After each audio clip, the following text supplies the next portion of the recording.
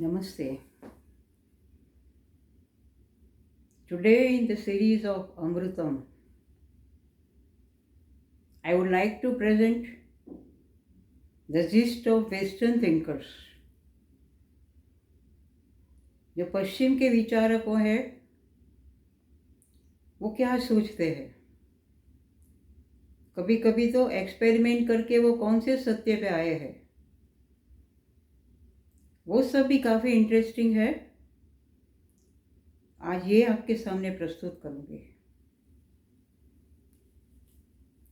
तो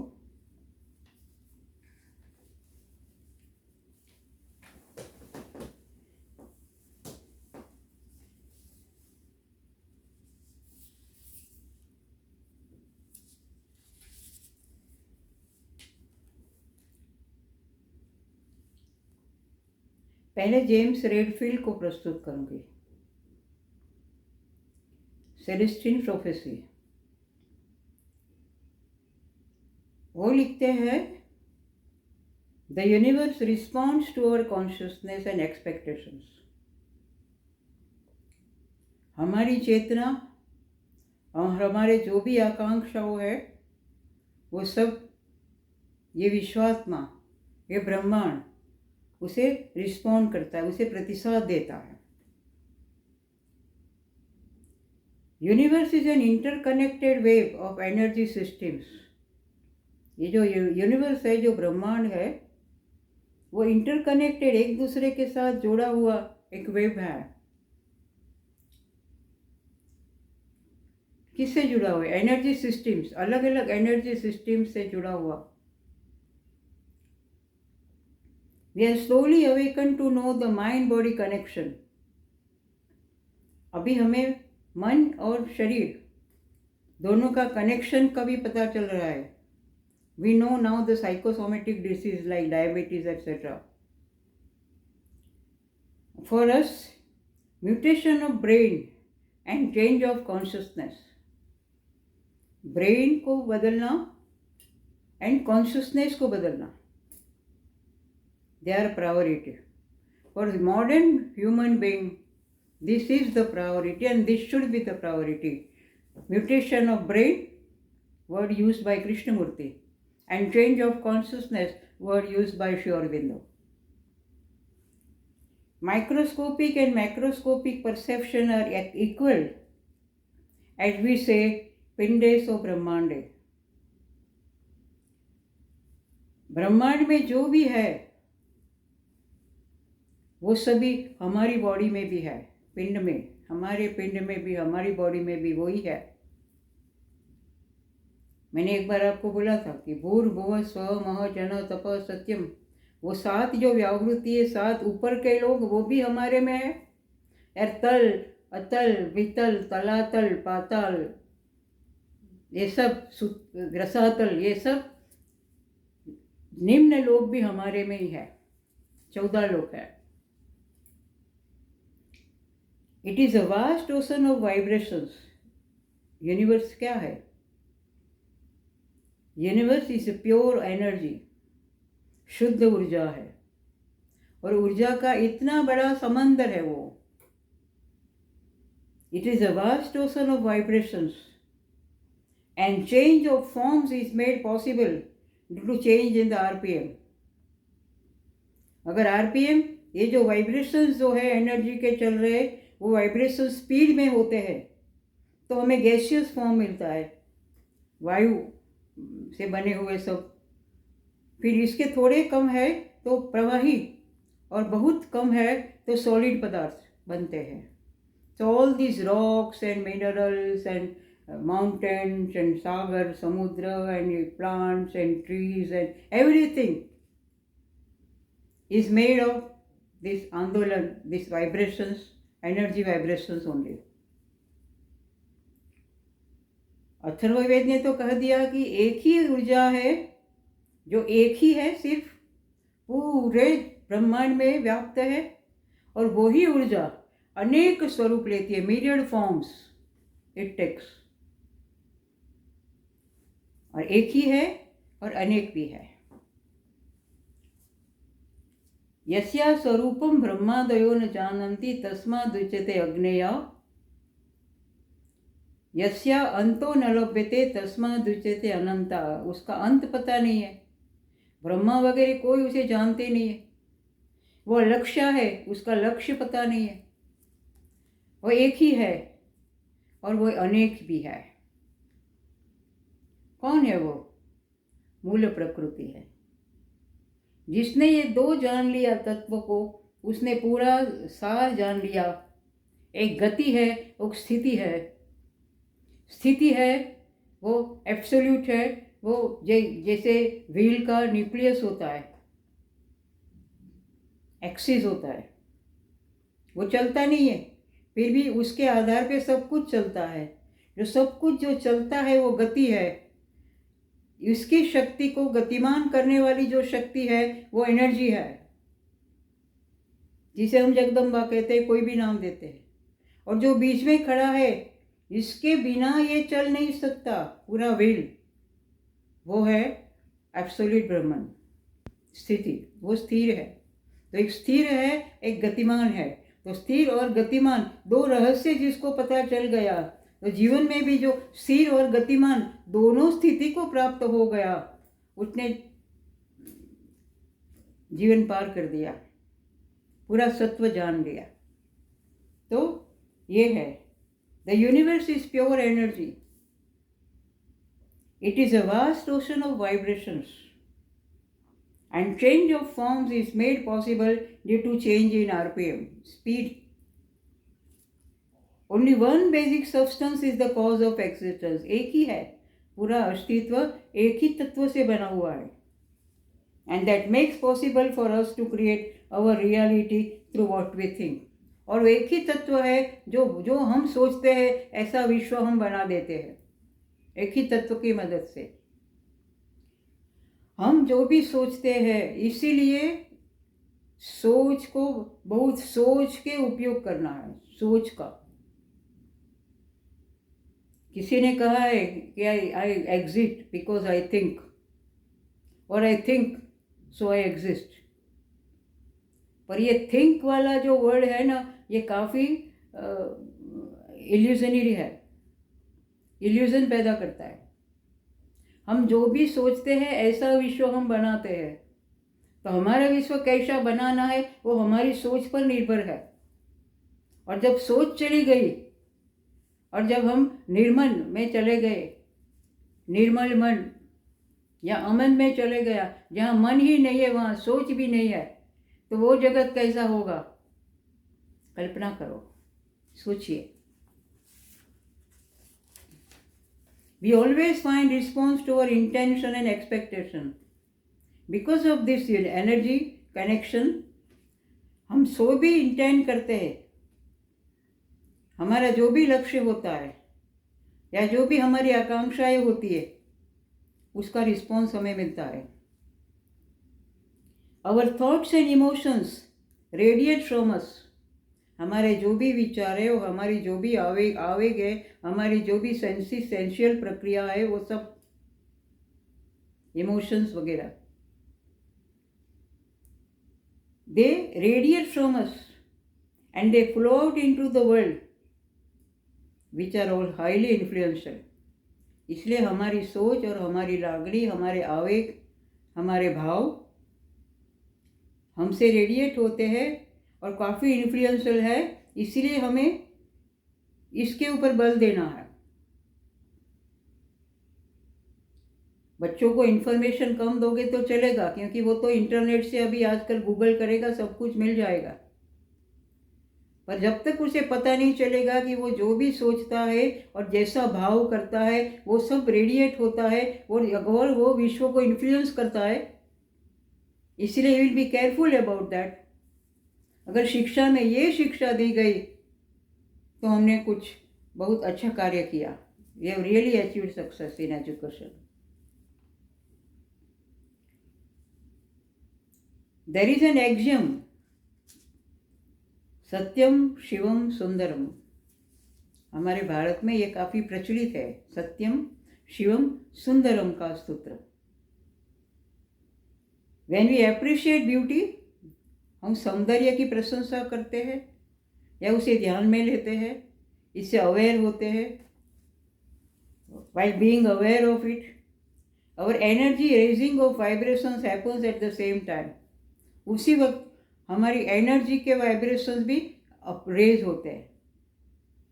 इसलिए हमारे माताजी ने, पौंडीचेरी वाली माताजी, हम कहते हैं कि अगर थोड़ा सा भी सौंदर्य की जिसके भीतर सूझ नहीं है, सेंसिटिविटी नहीं है, वो योग नहीं कर सकता है, क्योंकि पूरा विश्व सौंदर्य से भरा पड़ा है। देखो, कहीं भी नजर करो, सौंदर्य है, और सौंदर्य है वही कल्याणमय है, और कल्याणमय है वही शिव है, वही सत्य है।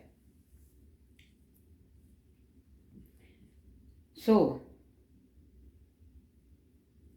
ऋषिज कॉल ऋतंभरा प्रज्ञा। ऋषि, हमारे ऋषिज ने उसे ऋतंभरा प्रज्ञा कहा, एक ग्रेटर इंटेलिजेंस। हम यही प्रज्ञा को ब्रीद इन करते हैं और ब्रीद आउट करते हैं। So more conscious breathing will make us open to this प्रज्ञा। जो हम ब्रीदिंग जितना कॉन्शियसली करेंगे, इतना हम प्रज्ञा से ओपन हो जाएंगे। भगवान बुद्ध का तो पूरा सार इसी में ही है, ऑब्जर्व योर ब्रीथ। ऐसा कहा गया है ना कि जो प्राणी कम से कम ब्रीदिंग करता है उसका लाइफ स्पान सबसे ज्यादा होता है, टर्टल का। तो ऐसा we have to be careful so the energy does not get drained. एक तो ब्रीदिंग कॉन्शियसली करना है हमें, और we have to see to it कि हमारी एनर्जी एक टायर में पंचर हो जाए, ऐसे पंचर ना हो जाए, ड्रेन नहीं हो जाए, चली नहीं जाए, निकल नहीं जाए। किसकी वजह से? थ्रू एंगर, क्रोध आता है, फियर, भय लगता है, स्केप्टिसिज्म, शंकाशील बनते हैं हम, और फटिक, कभी बहुत थकान महसूस करते हैं, तब हमारी एनर्जी ड्रेन हो जाती है। इफ इट हैपन्स, ऐसा होता है तो क्या करना चाहिए? We should observe our breath for some time और वॉक फॉर सम टाइम। हमारे श्वसन, इनहेलिंग और एक्सहेलिंग की प्रोसेस को ऑब्जर्व करना है, या तो थोड़ा चलना है, तो फिर से वो रिगेन हो जाएगी एनर्जी।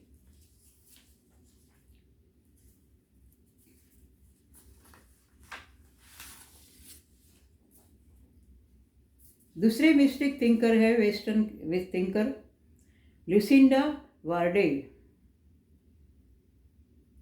उन्होंने किताब लिखी है Mother Teresa, a simple path.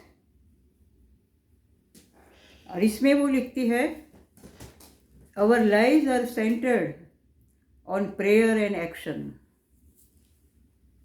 हमारे सभी के जीवन किसके ऊपर केंद्रित है? प्रार्थना और एक्शन, क्रिया। Our work is an outflow of our contemplation, our union with God. हम जो भी क्रिया करते हैं वो क्या है? वो हमारा कितना परमात्मा के साथ हमारी एकाग्रता है, contemplation. Our union with God, परमात्मा के साथ हमारी यूनियन कितना है, हम जुड़े हुए हैं, कितने जुड़े हुए हैं। And whatever we do, कोई भी क्रिया करें, एंड थ्रू अवर वर्क, हम कोई भी जो कार्य करते, क्रिया करते हैं, वो हमारी एकाग्रता का, परमात्मा के साथ हमारी एकता का ही परिणाम है।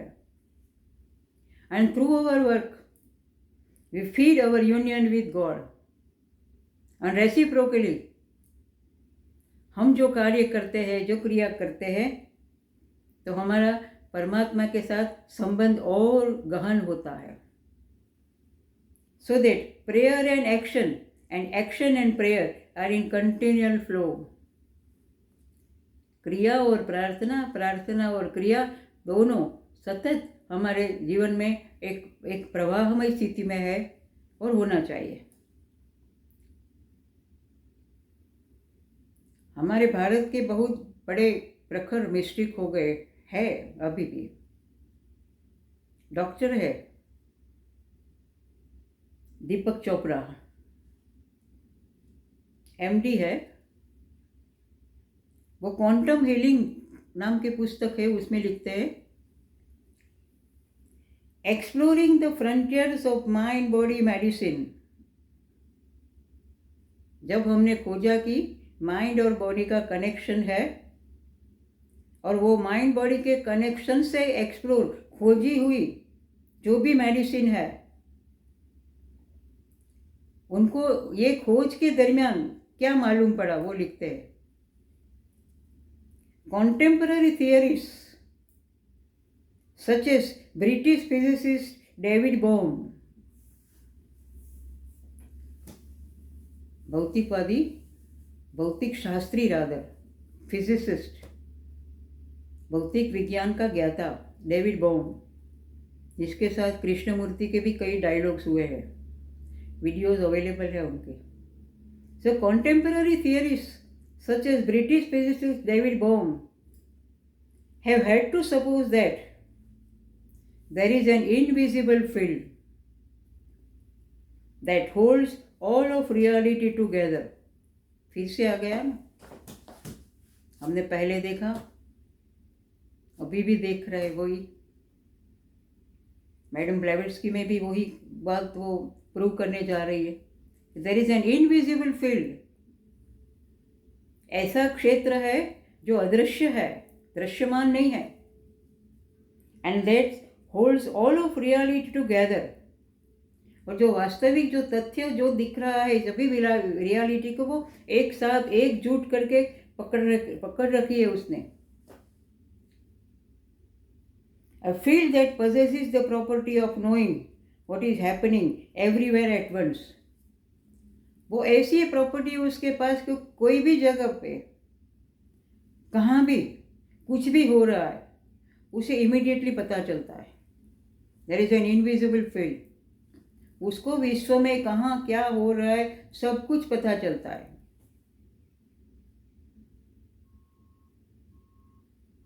इसीलिए हमें जागृत रहना है कि हम जो भी करते हैं वो किसी कोई तत्व को, कोई प्रेजेंस को ये सब मालूम है, अच्छा करते हैं बुरा करते हैं।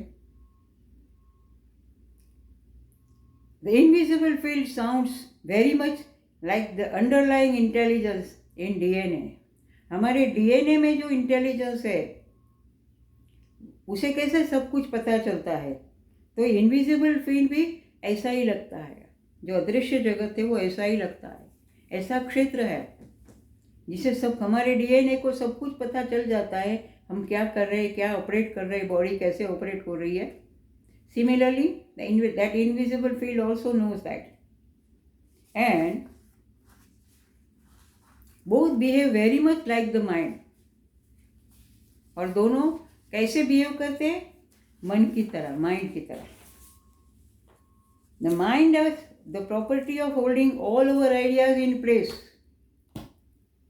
इन ए साइलेंट रिजर्वोयर। हमारे जो भी विचार है सब मन संग्रह करता है, संग्रहित करता है, इन ए साइलेंट रिजर्वोयर रखता है अपने कंपार्टमेंट में, and where they are precisely organised into concepts and categories. और जो भी हम समझते हैं वो सभी आइडियाज माइंड कलेक्ट करता है, उसे कॉन्सेप्ट हो या कोई प्रकार की एक संकल्पना हो या कैटेगरीज है, अलग अलग विभाग, ये सभी विभागीकरण मन करता है। इसलिए अगर हमारा माइंड ऑर्डर में है तो हमें कुछ ज़्यादा मेहनत नहीं करनी पड़ती है। We open that compartment and whatever is there in that compartment we know about it, whether it is science और लिटरेचर और पेंटिंग और आर्ट और डांसिंग और any other thing, any category of knowledge.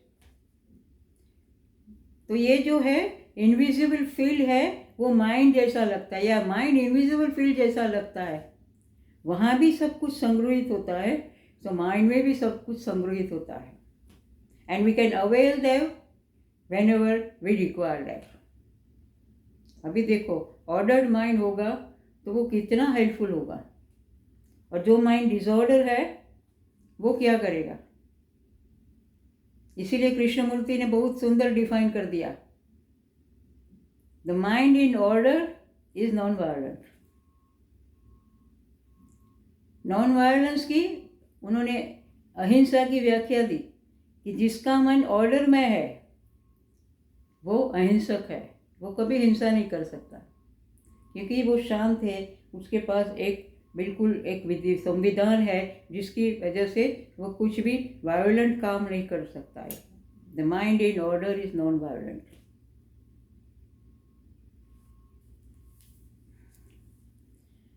Joseph Chilton piers